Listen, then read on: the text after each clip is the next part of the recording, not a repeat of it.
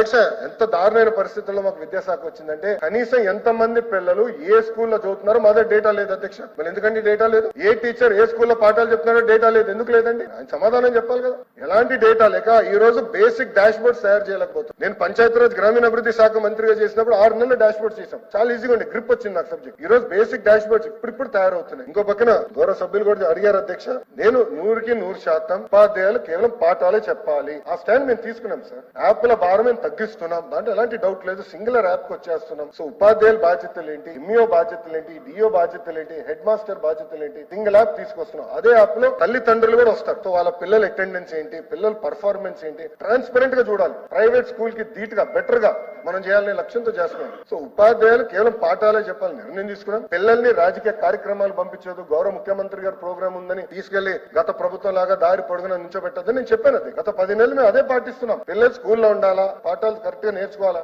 వాళ్ళు ప్రయోజకులుగా మారాలి. అది మా లక్ష్యం అధ్యక్ష.